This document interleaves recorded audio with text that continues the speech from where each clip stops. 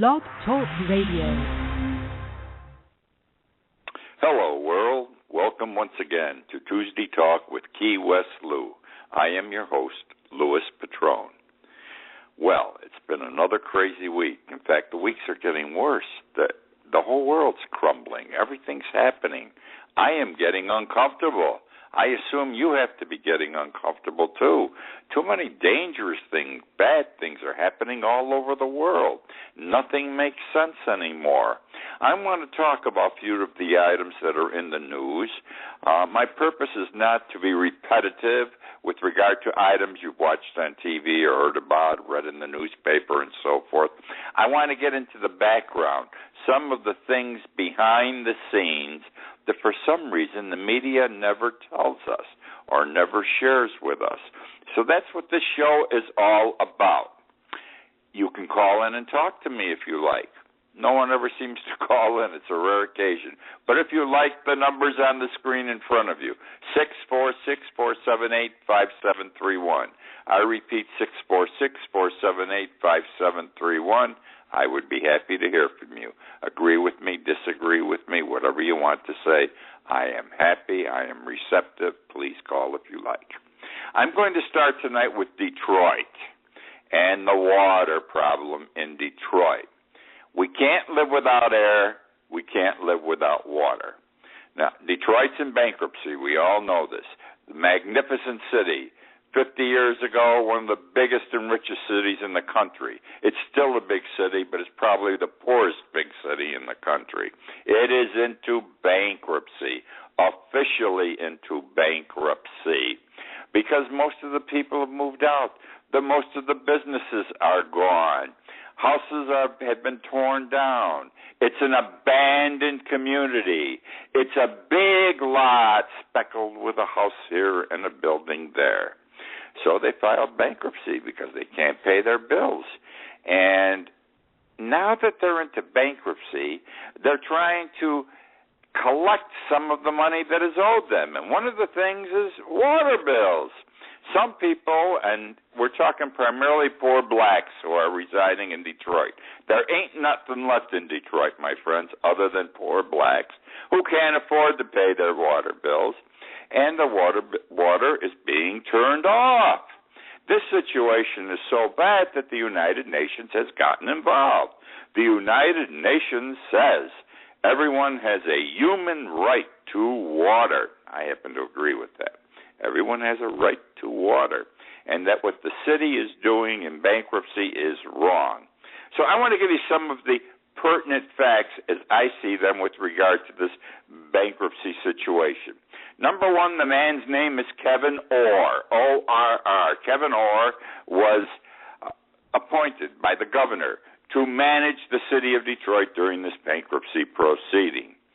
Turns out, and this Orr is not a nice guy, I don't think, based on what he's doing here, but on the other hand, he really has a tough job trying to save Detroit's ass, in effect, and get it back on its feet through the bankruptcy proceeding. He's doing something that no one has ever done before of this magnitude. Let's see what he's facing here. There is $18 billion that Detroit owes. My God, they owe $18 billion that they can't pay. Turns out that there are outstanding water bills of $5.4 billion. Yes, people owe the water company in Detroit almost $5.5 billion, which is about 25% of the whole debt. So Orr says, hey, let's collect some of these water bills. Well, the problem is, when he went to collect the water bills, he only pursued, the poor people. The people with homes that couldn't pay their water bills. And the rule of thumb now is, or the rule in effect in Detroit, if someone owes $150 or is more than 2 months behind in payments, the water company will show up to turn off the water. And Orr went out and he hired a special company, a group of people to do this. Now understand this. It's very easy to turn off water to a home. It's no different than in Key West, Utica, New York, San Diego, California. In front of all our houses, there is a little metal plate, maybe a foot square. Someone comes from the water company, lifts it up, turns one of the keys inside, puts a wire on it so nobody can turn it back on, and your water supply is turned off. Okay. Well, turns out of the $5.4 billion owed the water company, the little people, these poor blacks in Detroit, the people that owe $150 or more or are 2 months behind, owe a total of $89 million. $89 million they owe when the total amount owed is $5.4 billion. I mean, there's another 4.5. My God, it's ridiculous. There's still $5.3 billion owed, even if they collected every penny of the $89 million. So where does the rest of the money go? Where's the rest of the money that's owed? Well, it's owned by businesses, some big, some small, school districts, and it's owed by other non-residential properties. Well, it's a lot of money out there that's hanging. Why doesn't the city of Detroit go after these businesses that are out there? Well, there's a couple of problems. One, a lot of them are out of business. That's why Detroit's broke. Nobody's ever going to collect from them. They're gone. They're defunct companies.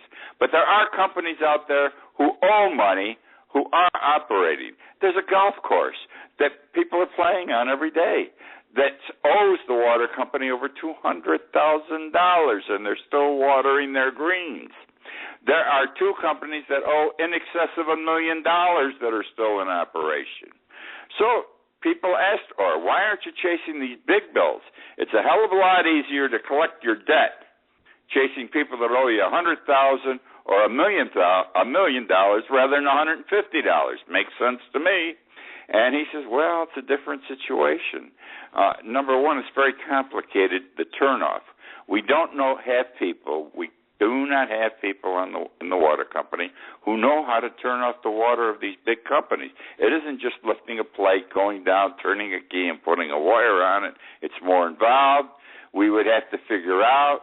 Then we would have to hire people and train them to do the job, and it's just too difficult to do.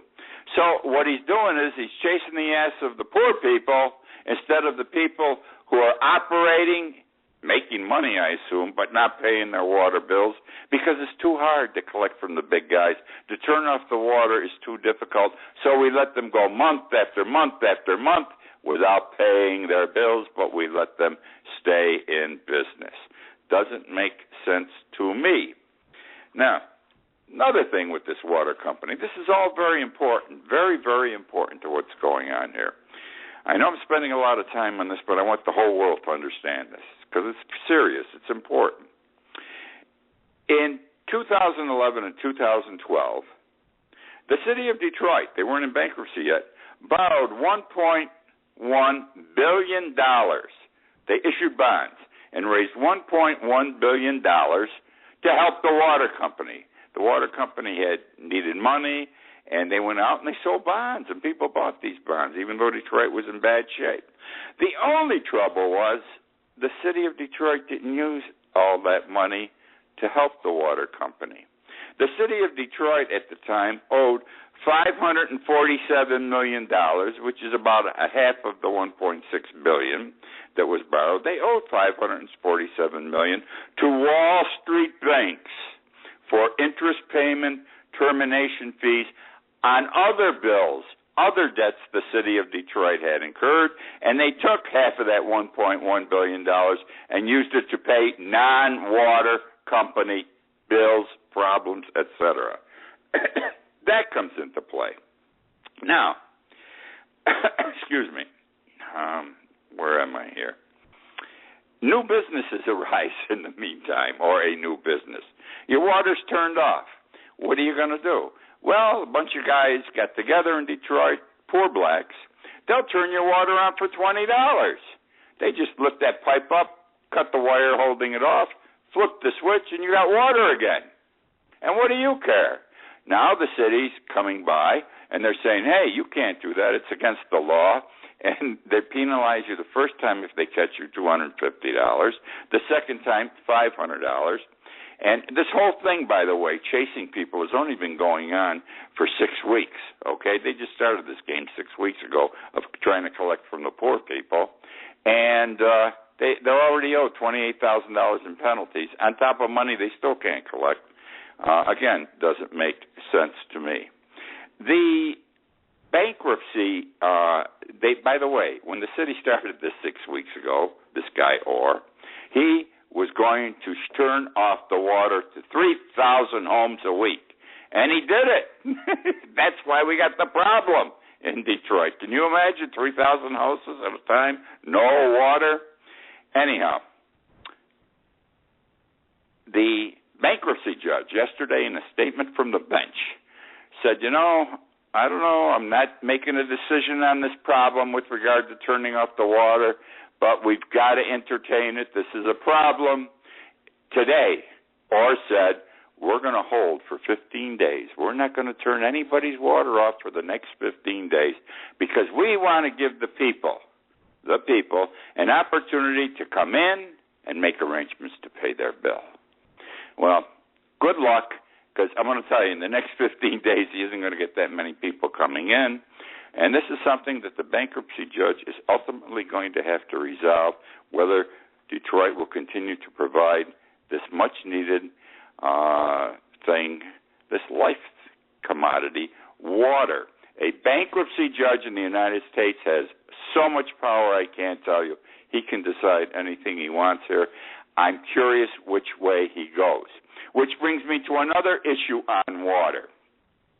Nestle's. You ever hear of Nestle's? We all know Nestle's. They sell cocoa and things like that. They also sell a lot of the bottled water we buy in our supermarkets. And the problem arises this way. Last week, the CEO, the chairman of the board, he's also CEO of Nestle, said, the answer to the water problem, because water is a global problem. 5 to 10 years from now, the whole world's going to be fighting over water. We don't have enough water, as it turns out. He says, we've got to privatize. The public no longer, city, county, state, federal government cannot operate the water system. Private enterprise can do it better. It should be privatized.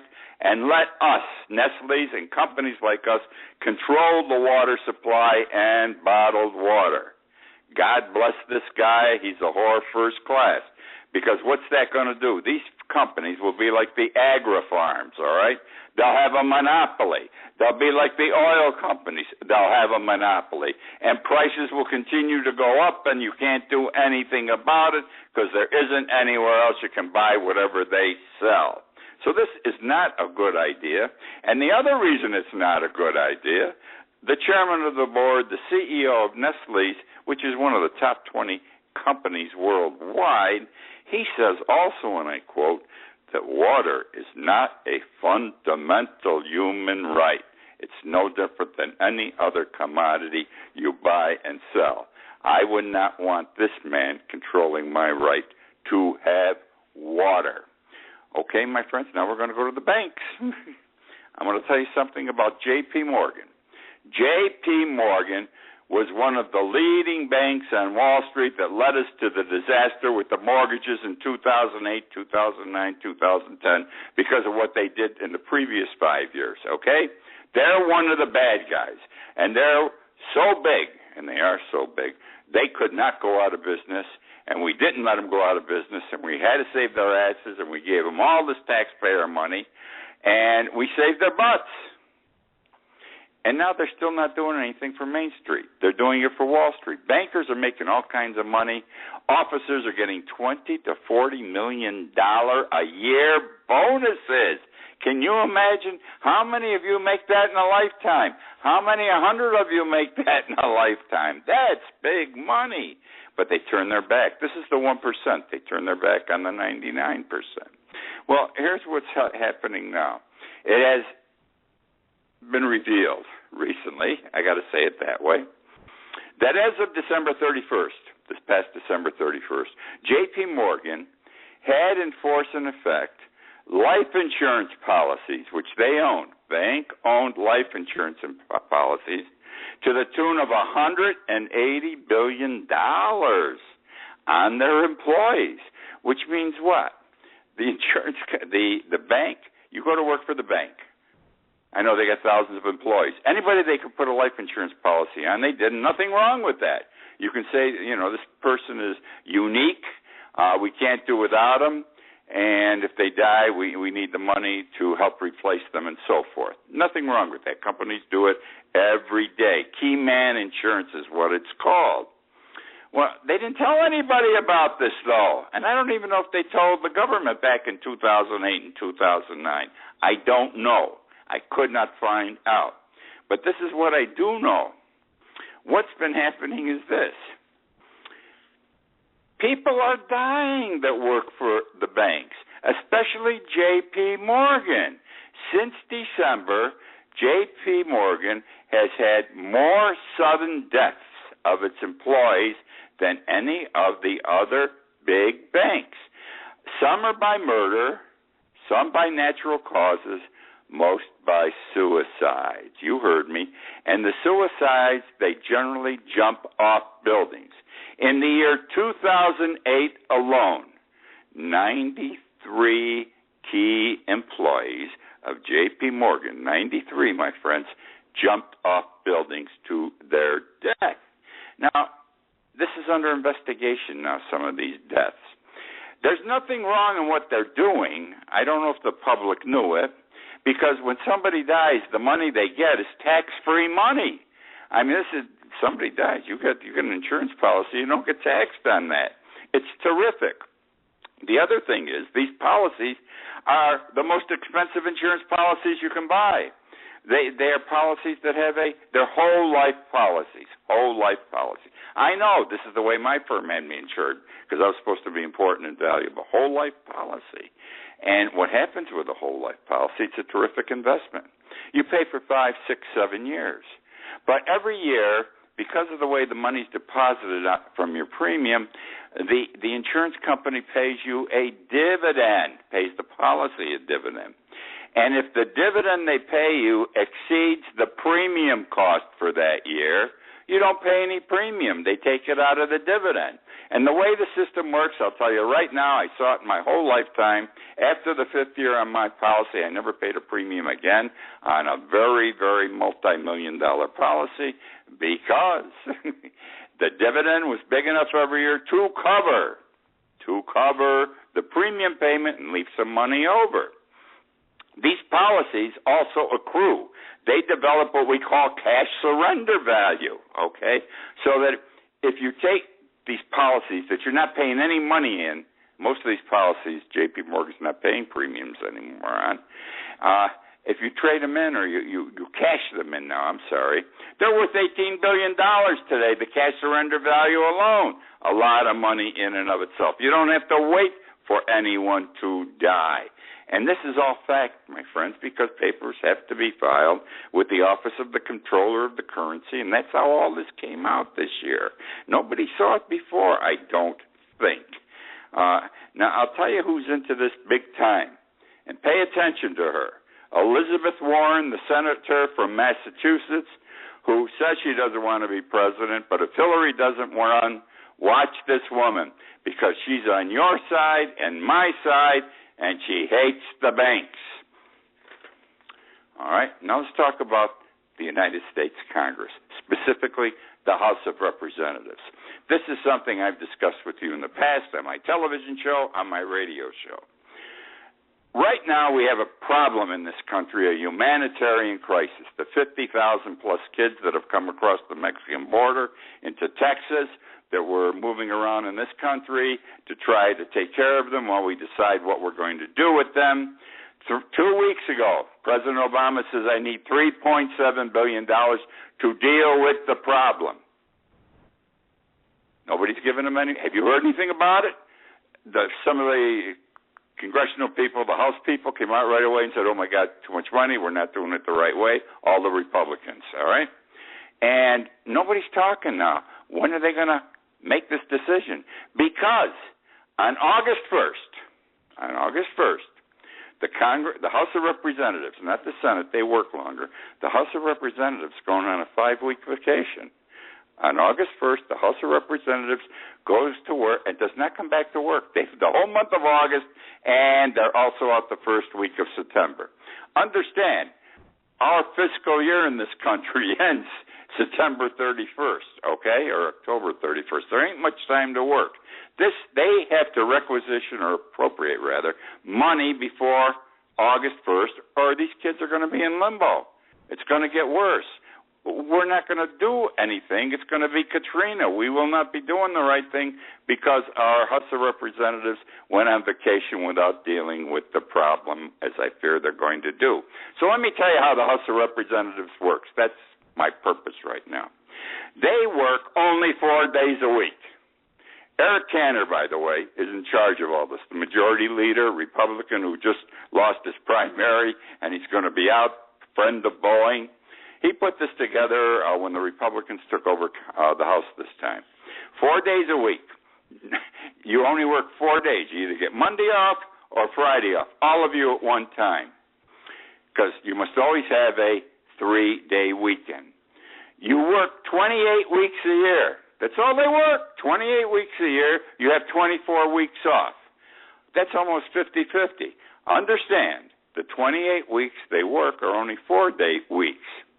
Now, they never work 4 weeks in a month. They only work 3 weeks in a month when they work, 3 weeks in a month, except they do take all of August off, and in October they take all of October off except for 2 days. In November, they only work 7 days, and December, they only work 8 days. As the year moves on, they work less and less. Now, these guys make $172,000 a year. They got the greatest medical package in the world. They don't live on Obamacare. They got the best package going.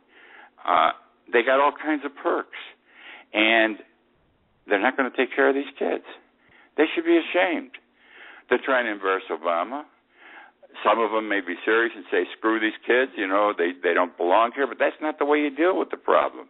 They are here. It's a fait accompli, and we must do something. Again, the world is looking at us, and they're saying the United States can't deal with this problem. There's so many problems we're being criticized on worldwide right now that we can't deal with, and I think we're in that position a lot because Obama and the Republican Congress can't deal together. This is a disgrace. I'm telling you what's going to happen.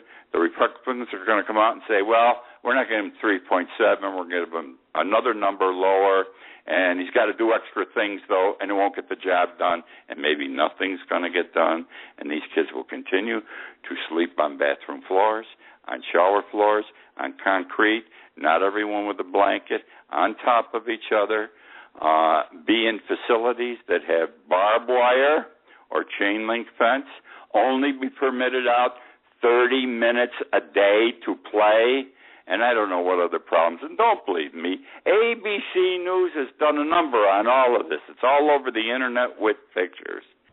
And that's because the House of Representatives, they're going to go on vacation August 1st. All right, moving on. The CIA, the Central Intelligence Agency in Washington, the people all over the world who protect us, and they do a hell of a job, these guys. It's dangerous business. Well, turns out this week, the state of Michigan said the CIA owes us money. They owe us over $20,000 in taxes, and they just filed a lien against the CIA. They filed a tax lien against the CIA, which gives them the right to go after any buildings, et cetera, the CIA may own, if they do own them, in Michigan. How does this come to play? Because I'll tell you what's involved here is state income taxes. You know how on our paychecks there's always money withheld. Some goes to the federal government, some goes to the state. If you have it, you have to pay state income tax. In Michigan, you have to pay state income tax. And the state's saying this is state income taxes they owe us. They took out of their employees' pay and never sent it to us. The CIA says, must be a mistake. We don't have any employees in Michigan. Got to be an anti-government group. Well, the state says, no way. We know how this game is played. This is legitimate pay up. You see, the CIA has in many states what is described as a robust clandestine program. And they have one in Detroit and have had one in Detroit. Why? Why are there CIA operatives in Detroit? Because Detroit is the home to thousands of Arab Americans, many from Iraq, and they're watching them. We know how this game is going on. Nothing wrong with that. They're trying to protect us. So you can further understand what's happening. In a 2013 memoir, a former Newsweek reporter said, in the 1980s, his father worked in an office in a shopping center, in a mall, and the sign on the door said, Apex Insurance. Did not have anything to do with insurance. It was a CIA office targeting, watching Arab Americans. So this is what happened here. The CIA doesn't know how to deal with it. Pay the money. That's the way they should have handled it and kept the thing quiet. Okay, we have had epidemics of police brutality in this country in recent weeks, and we've had them in recent years. I've talked about this on my TV show, on the radio. Policemen, they have the sense of increasing power. They can do anything they want, and they are. Look what's happened in the last few weeks. Staten Island, this past week, you see it all over television. Choking death. This guy they had an arm lock around him. He got a heart attack. He died. Los Angeles, 2 weeks ago on the highway. This woman shouldn't have been out there. The cop threw her to the ground. He's punching her while she's down. And, thank God we have cell phones now that take movies and videos. People got this on video. Here in Key West several months ago, a tourist, first day in town, got in trouble with the police. They had him on the sand. They pushed his face into the sand. He died. That case is presently before the grand jury here in Key West. The proof went in yesterday and today, maybe even tomorrow. Why are they doing this? Why are they doing this? This is what I think. I don't know if it's true, but I think it's this. Since 9/11, we have been worried. Nothing wrong with being worried because we could get hit again. We created the Homeland Security Department agency, whatever you want to call it. They now have come to the police, and they say to our local police, you are our first line of defense. You're there where the people are. You will see, you will sense, you will smell a problem that's going to happen before it happens. You've got to work with us and we'll work with you. And they have classes and they teach each other and they talk to each other. And this makes the policeman who is doing traffic work, domestic relations work, and whatever else, he's a bigger man today because he's helping to protect the United States of America. And he is, but the problem is these guys get power crazy, I think, in the head, and they do things they shouldn't. In addition to which, our government now, and I've talked about this before, anytime they have equipment, military equipment they don't need, these big tanks, these big vehicles, the hoods, the guns, these guys are out there with guns that could kill an army, they give them to the police. And these fellows are trained, the cops, to use these. This empowers them even more. And that's what's happened. That's why we have an epidemic, in my opinion, of increasing police brutality in this country. That's the show for this week. I spent a lot of time on Detroit. I felt I had to because people, I don't think, really understand what the hell's going on. They should chase the big companies who are still in business and get money. Chasing the poor people is a drop in the bucket here. And I think what the Republicans are doing in the House of Representatives and going home August 1st is wrong if the problem with the children isn't resolved. I thank you for joining me again this week. I enjoyed doing the show. I'm glad you're here. Don't forget I wrote a book, The World Upside Down. You can find it on Amazon.com and BarnesandNoble.com. If you like this show, buy the book. If you don't like the show, don't buy the book. You won't enjoy it. Thank you again for joining me. I look forward to being with you again next week.